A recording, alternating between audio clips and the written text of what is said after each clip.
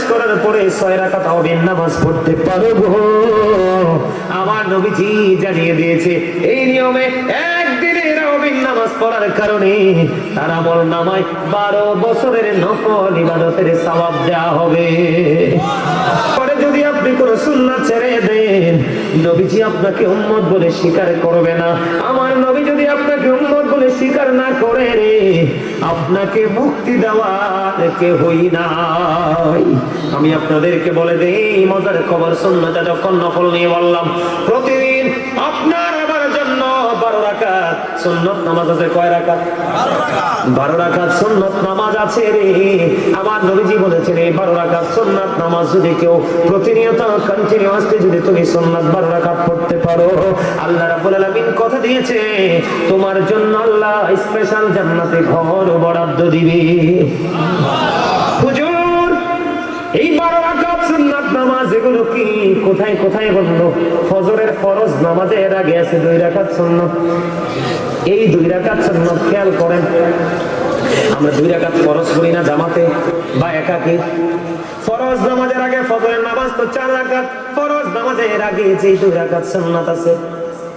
জোহরের নামাজে ফরজ পড়ার পরে 2 রাকাত সুন্নাত আছে। কথা বলে না কেন? আছে না নাই? আরো জোরে বলেন, আরো জোরে বলেন। এবং ফরজের আগে 4 রাকাত সুন্নাত আছে। আছে না নাই? জোহরের নামাজের মধ্যে পেয়ে গেলাম 6 রাকাত, ফজরের নামাজের মধ্যে ফরজের আগে পেয়ে গেলাম 2 রাকাত, 8 রাকাত। আর মাগরিবের জামাত 3 রাকাত, ফরজ পড়ার পরে আছে 2 রাকাত। এশারের জামাত পড়ার পরে ফরজ পড়ার পরে আরো আছে 2 রাকাত সুন্নাত। এই 12 রাকাত সুন্নাত যদি কেউ কন্টিনিউ যদি করতে পারো, আপনার আমার প্রাণের নবী জানিয়ে দিয়েছে তোমার জন্য জান্নাতে ঘর বরাদ্দ। তাহলে নামাজের লাভ আছে না নাই? নামাজ পড়বেন তো? আরো জোরে বলেন। নাকি নামাজ ছেড়ে দিবেন? নামাজ পড়বেন তো?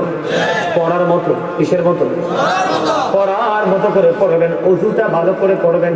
প্রস্রাব করার পরে পানিটা ভালো করে হেঁটে ক্লিয়ার করে তারপরে পানি খরচ করবেন। পবিত্রতা আমার আল্লাহর বেশি পছন্দ। ইন্নাল্লাহা ইউহিব্বুত তাওয়াবিন ওয়া ইউহিব্বুল মুতাহহিরিন। যারা তওবা করে নিশ্চয়ই আল্লাহ রাব্বুল আলামিন তওবা করে এবং পবিত্র যারা থাকে তাদেরকে আমার আল্লাহ পছন্দ করে। সুবহানাল্লাহ কয় না? মানে যারা পবিত্র হওয়া থাকে এবং তওবা করে, তওবা দ্বারা কি হওয়া যায়? পবিত্র হওয়া যায়। গুনাহ থেকে পবিত্র হওয়া যায় না? কথা কয় না? আর ওযু দ্বারা তো পবিত্র হওয়া যায়। এই 2 পবিত্রতা আল্লাহর খুবই পছন্দ। আর ওই যে ঢিলাগুলো বাবার দিকে তাকান, আমাদের কিন্তু এখনকার ছেলেরা তো ঢিলাগুলো নিতেই জানে না। এটা তো নিতেই জানে না, এই জন্যই তো বললাম। সম্মানিত উপস্থিতি, এটা অত্যন্ত গুরুত্বপূর্ণ। আপনি কিন্তু হুট করে প্রস্তাব করে পায়খানা করে কিন্তু পানি খরচ করলে হবে না। হবে? হবে না, হবে না। আপনাকে ঢিলাগুলো ব্যবহার করতে হবে, নিয়ম জেনে করতে হবে, বুঝে করতে হবে, তারপরে পানি খরচ করতে হবে। এখন তো আমরা কি কমু কর না, এখন তো কত মোল্লা বেরিয়েছে, কয় পানি খরচ করলে বলে সারে। নাউজুবিল্লাহ কর না, আরো জোরে কর। এই জন্য বলছি আপনাদের সন্তানেরা, আপনাদের নেক্সট যে প্রজন্মের লোকেরা, তারা যদি এখনই যদি হক্কানি আলেমদের সংস্পর্শে না আসে, এগুলো যদি তারা না জানে, যেইভাবে আমাদের মতো কিছু দাড়িওয়ালা টুপিওয়ালা পাগড়িওয়ালারা সমাজকে জাতিকে ধ্বংস করে দিচ্ছে, গোমরা করে দিচ্ছে, গোমরাহির দিকে নিয়ে যাচ্ছে, আমার কাছে অনেক বেশি ভয়, আমি অনেক বেশি আতঙ্কিত। তার কারণ হচ্ছে কি জানেন? ওরা একটা কৌশল অবলম্বন করে। কি করে? আপনাকে আমল থেকে বাঁচাই দিবে। কি করবে? এটা নাই, ওটা নাই, এটা করা লাগবে না, ওটা করা লাগবে না। আপনি তো মনে করবেন আরে আমাকে তো হুজুর ফ্রি করে দিছে। কি করে দিছে? ফ্রি করে দিছে। হুজুরে না বাবা কম করে দিয়ে গেছে, কম করলে নাকি চলবে। এটা কিন্তু আপনার জন্য বড় গজব। আরে আমার নবী রাহমাতুল লিল আলামিন, ওনার জীবনে তো তিনি কম করে না। নামাজে দাঁড়াইলে পা মোবারক ফুলে যেত, লোহ মোবারক বের হয়ে আসতো, তারপরে নামাজ শেষ হতে না। আর আপনি আমি জুম্মার দিন, এটা এত বড় নিয়ামতের দিন, সবার পরে যাই এবং সালাম ফেরানোর পরে তো যুদ্ধ শুরু হয়। এখন তো মোনাজাত দেয় না, মোনাজাত দেয় না, সালাম নাই, কালাম নাই, সুন্নাত নফল নাই। এই নামাজ দিয়ে কোনো ফায়দা? নবী বলেন সালাতুল খামস, 5 ওয়াক্ত নামাজ। এক জুমা থেকে আরেক জুমা, রমাদানু ইলা রমাদান, এক রমজান থেকে আরেক রমজান পর্যন্ত সবচেয়ে মজার জায়গা। আমার দিকে তাকান, আপনি যদি 5 ওয়াক্ত নামাজ পড়েন, আপনি যদি ফজরের নামাজের পরে জোহর পর্যন্ত গ্যাপ আছে না নাই? জোহরের পর থেকে আসর এমনি করে করে 5 ওয়াক্ত নামাজের মধ্যে যে গ্যাপ আছে, আপনি যদি যথাযথভাবে বন্ধু 5 ওয়াক্ত নামাজ পড়তে পারেন, এই গ্যাপের যে ছোট ছোট গুনাহ হবে, ওই গুনাহগুলোর কাফারা হয়ে যাবে আগে পরের নামাজ। জোরে বলেন না সুবহানাল্লাহ। একটা জুমা থেকে আরেকটা জুমা পর্যন্ত, একটা জুমা থেকে আরেকটা জুমার মধ্যে 1 সপ্তাহ গ্যাপ আছে নাই? একটা জুমা থেকে আরেকটা জুমা পর্যন্ত 1 সপ্তাহে গ্যাপ আছে। এই জুমাটা যদি আপনি ঠিক মতো আদায় করতে পারেন, ওই জুমাটা আদায় করবেন। ঠিক মতো আদায় করার মানেটা কি বন্ধু? আমার দিকে তাকান, আল্লাহর হাবিব জানিয়ে দিয়েছে, কেউ যদি জুম্মার দিনে সবার আগে মসজিদে যায় এবং সবার পরে যদি তিনি মসজিদ থেকে বের হয়ে, আপনার আমার প্রাণে নবী জানিয়ে দিয়েছেন, সে মসজিদ থেকে বের হয়ে যখন বাড়ি দিকে রওনা দিবে রে, তার বাড়ি যাইতে যত সময় লাগবে, বাড়ি যাইতে যতগুলো কদম লাগবে রে, প্রত্যেকটা কদমের বিনিময়ে তার আমলনামায় 1 বছরের নফল ইবাদতের সওয়াব দেওয়া হবে। এখনকার মুসল্লিরা কি মসজিদে সবার আগে যায় না পড়ে যায়? এটা মুসল্লি ডিজিটাল হয়ে গেছে, ঠিক কিনা বলায়? এই ডিজিটাল কায়দায় নামাজ পড়লে লাভ হবে না। এই নামাজ দিয়ে বন্ধু আল্লাহ পর্যন্ত পৌঁছাতে পারবেন না। কারণ আল্লাহ বলেছেন, আল্লাযীনা আমানু ওয়া কানু ইয়াত্তাকুন লাহুমুল বুশরা ফিল হায়াতিদ দুনিয়া ওয়া ফিল আখিরাহ। আল্লাহ বলেছেন, ঈমান আনার পরে যদি আপনি আপনার অন্তরে যদি ভয় তাকওয়া অবলম্বন করতে পারেন, আমরা যদি তাকওয়া অবলম্বন করতে পারি, আল্লাহ বলেছেন লাহুমুল বুশরা, তাদের জন্য সুসংবাদ, ফিল হায়াতিদ দুনিয়া, দুনিয়ার জীবনে, ওয়া ফিল আখিরাহ, এবং পরকালের জীবনে। জোরে জোরে কন্যা সুবহানাল্লাহ। যুবক ফুলাফাইন আস্তে আস্তে করে চলে যেতেছে। আমি আজকে আপনাদেরকে একটা কথা বলে রাখি, যুবকদেরকে যে অবস্থায় এখন আমি দেখতে পাই, আমার ব্যক্তিগত থিঙ্কিং, আপনার এলাকা বলেন, আমার এলাকা বলেন, আপনার বাড়ি বলেন, আমার বাড়ি বলেন, আমি যুবকদেরকে এখন যে অবস্থায় দেখতে পাই, এই অবস্থায় দেখার পরে আমার কাছে মনে হয় কিয়ামত খুব কাছে। কি বলেন দাদা ভাই? কিয়ামত খুব কাছে। মনে রাখবেন, আপনারা মুরব্বীরা যারা আছেন, আপনারা চলে যাওয়ার পরে এই দেশ আর বেশি দিন টিকবে না। আমি আজকে আপনাদেরকে একদম ওপেনলি বলে গেলাম, আপনারা চলে যাওয়ার পরে, আপনারা মুরব্বীরা চলে যাওয়ার পরে, এই আপনি খান, আমি খাবো না, আমি চা তো খাই না, আমার টোটাল কিছু লাগে না, চাটা খাই। আচ্ছা আপনি খান, আপনি খাবেন? আপনি ঠিক আছে বললে হবে না তো, এটা নষ্ট হবে তো। আরে কি আশ্চর্য কথা, আপনারা কি কেউই চা খান না? ওই দেন, পিছনে দেন, ওই বাবুরে দেন, তুমি খাও। আমাদেরকে তাকান, হাসছেন না? আমার পাশে আলেম ওলামারা রয়েছেন, অনলাইনে ভিডিওটা রেকর্ড হচ্ছে,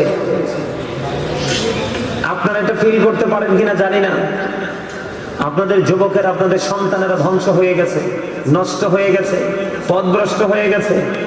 তারা জীবন্ত অবস্থায় তারা জাহান্নামের মধ্যে দাঁড়িয়ে আছে। এটা আপনারা ফিল করতে পারেন না? পারবেন দুটো চোখ খাতার পরে? এই আমাদেরকে দেখান, নামাজের আওয়াজ একটু রেখে দিলাম। আপনার ছেলের মাথা যে চুল কাটছে, আপনি বাবা হিসাবে আপনি কি একবার বলছেন যে তুই কোন স্টাইলে চুল কাটছস? এটা পুরোটা ইহুদিদের স্টাইল। আপনি কোন সেলুনে গিয়ে দেখেন, কোন মুসলমানের বাচ্চার ছবি নাই, কোন ইমানদারের ছবি নাই, ডিসপ্লেতে যা আছে সবকিছু বেঈমান কাফেরের। অথচ আল্লাহ বলেছেন বেঈমান কাফেরেরা মুসলমানের প্রকাশ্য দুশমন, প্রকাশ্য শত্রু। আপনার ছেলে স্টাইলিস্ট ভাবে দাড়ি রেখেছে, দাড়ি হচ্ছে আমার নবীর সুন্নাত। আপনার পোশাক যাবে না লগে, কিন্তু দাড়িটা যাবে সাথে।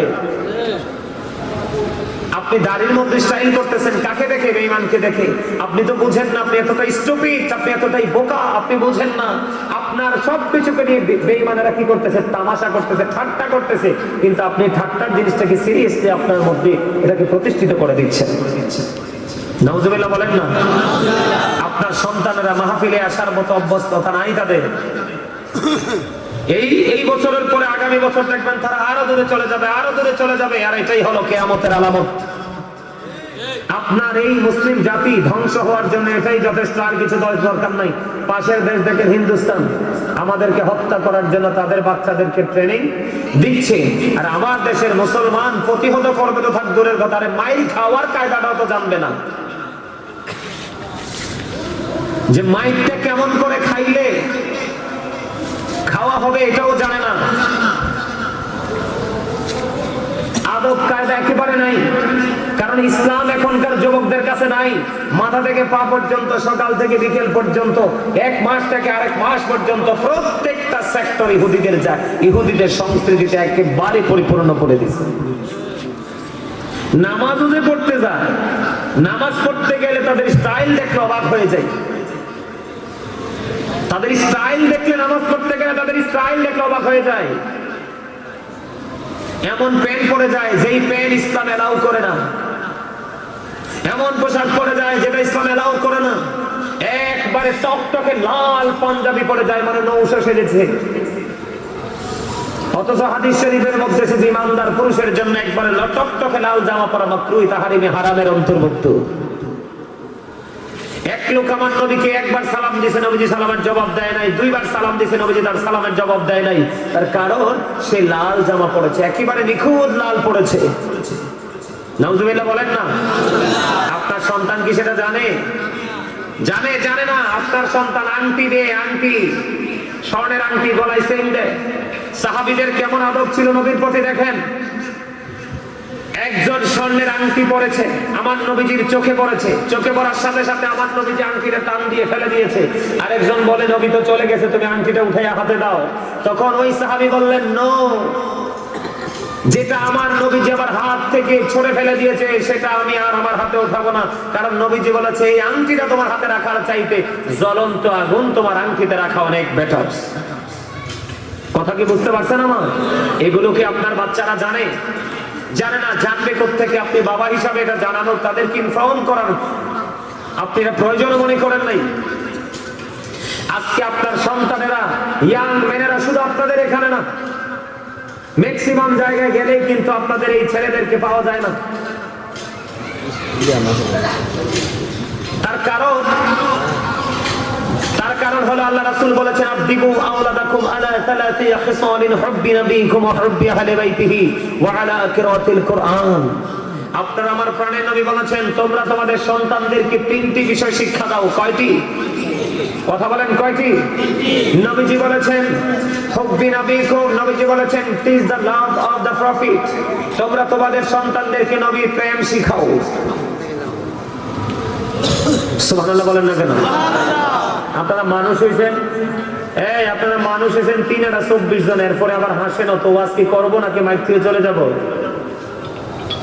আমার নবীজির হাদিস, যেখানে ওয়াজ শোনার মানসিকতা নাই সেখানে ওয়াজ করা নিষেধ। আপনারা তো বুঝতেছেন না, এটা ক্লাস, এটা কি প্রফেশনাল, এটা একটা টিচিং প্রফেশন। আমি আসছি আপনাদেরকে অ্যাক্টিভ করার জন্য, আপনাদেরকে স্ট্রং করার জন্য। বিভিন্ন বিষয়ের উপর আমি আপনাদেরকে বোঝাচ্ছি, সবকিছু মিলিয়ে একটা বিষয় আমি আপনাদেরকে উপহার দেব। নিতে রাজি আছেন না নাকি নাই? বাবা যারা হয়েছেন বাবাদেরকে বলছি, ছেলে হোক বা মেয়ে হোক, নবীজি বলেছে তোমরা তোমাদের সন্তানদেরকে তিনটি বিষয় শিক্ষা দাও। ফার্স্ট টাইম হুব্বি নবীকুম, teach the love of the profit, তোমরা তোমাদের সন্তানদেরকে নবীর প্রেম শিখাও, কারণ নবীর প্রেম হলো ঈমান এবং এটা ফরজ।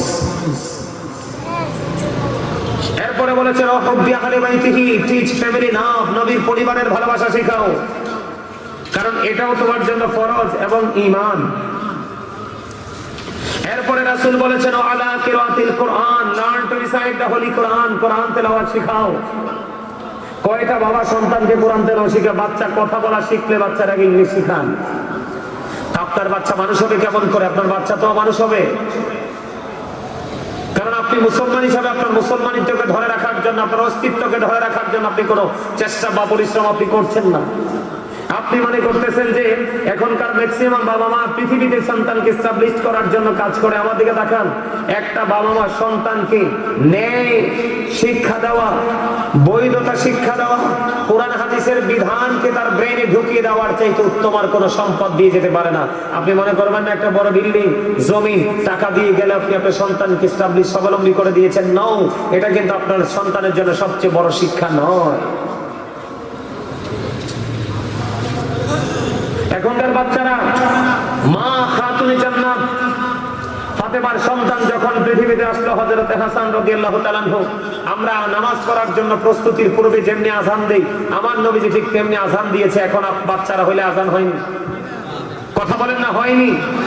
আযান হয় না। নবীজি বলছে 7 দিনে বাচ্চার মাথার চুলগুলো ফেলে দাও। পুরুষ ছেলে সন্তান হইলে 2টা 1 বছরের ছাগল দিয়ে আকিকা দিয়ে দাও। মেয়ে হইলে 1 বছরের একটা ছাগল দিয়ে আকিকা দিয়ে দাও। দেয়নি এখনকার বাবা মা? দেয় না, নিজের ইচ্ছা মতো দেয়। মাকে বলেছে বাচ্চাটাকে 2 বছর দুধ খাওয়াও। কি করো? বাচ্চাটাকে 2 বছর দুধ খাওয়াও।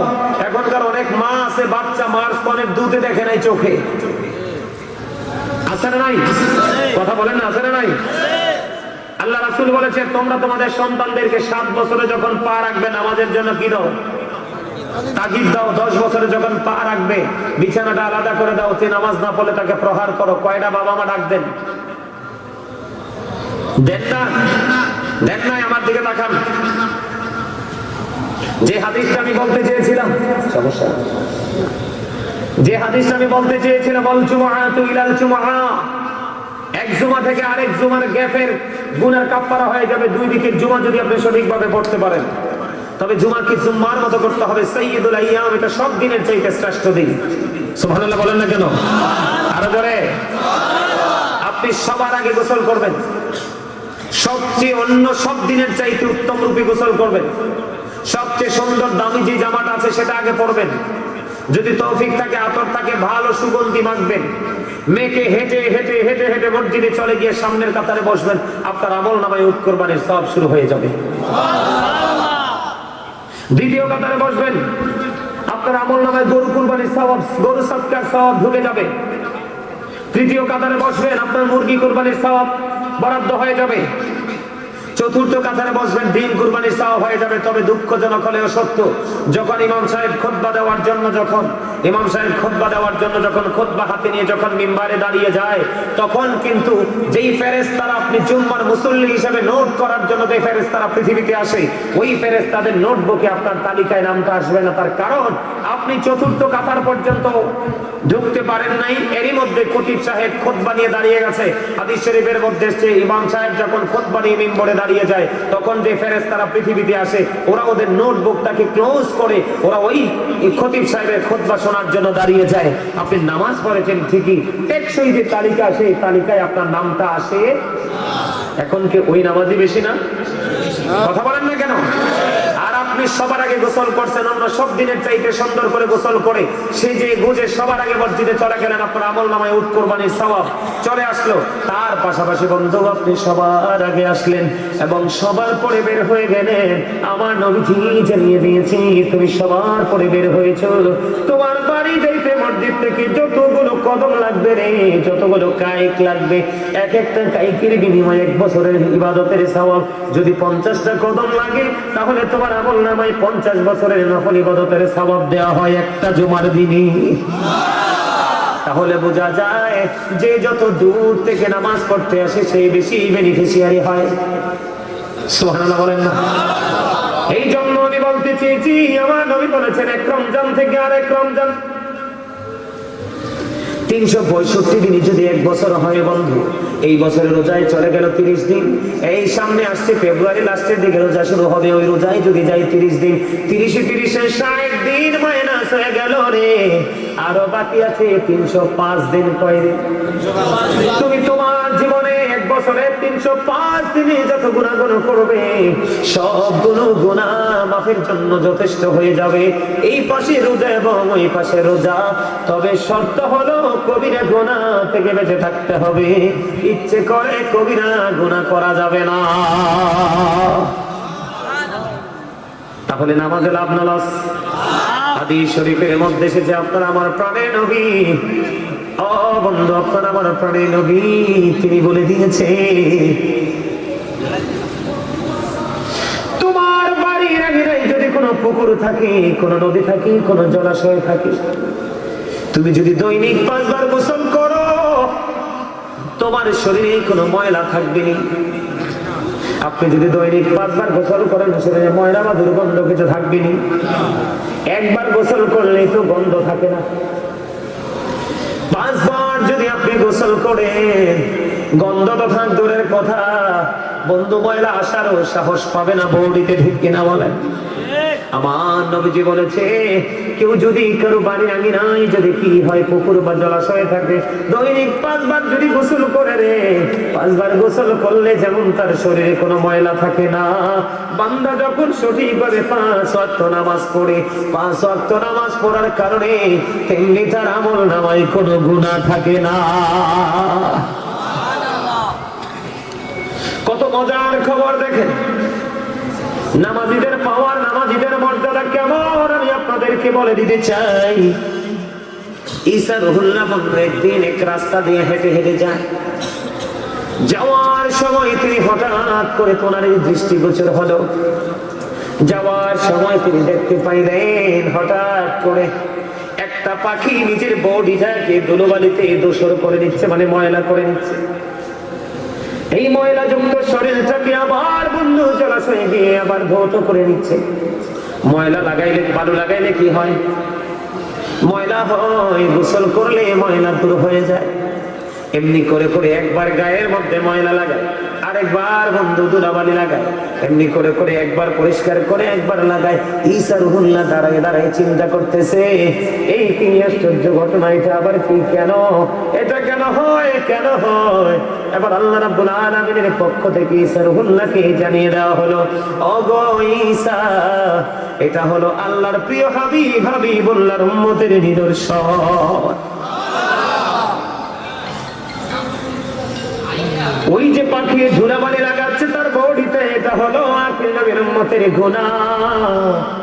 আর ওই যে পানিতে গিয়ে যে সে গোসল করতেছে, এটা হলো তার নামাজ। তার মানে সে যখন গুনাহ করবে রে, গুনাহ করার পরে যখন সে নামাজে দাঁড়িয়ে যাবে, আমার আল্লাহ খুশি হয়ে তার জীবনের গুনাহগুলি মাফ করে দিবে। জোরে জোরে কন্যা সুবহানাল্লাহ।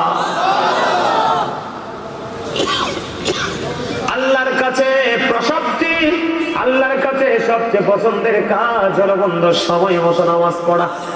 কি করা? সময় মতো নামাজ পড়া। সময় গেলে নামাজ পড়া, এটা কিন্তু বন্ধু উচিত নয়। আমাদের মধ্যে অনেকে আছে ইচ্ছে করে করে দেরি করে করে নামাজ পড়ে টাইমটাকে ওভার করে দিই। আছে না নাই? আমার দিকে তাকান, যারা নামাজ পড়ে না, বেনামাজি কত দুষ্ট, কত জঘন্য। মুসা কালিমুল্লাহর জামানায়, মুসা নবীর জামানায় এক মহিলা ব্যভিচার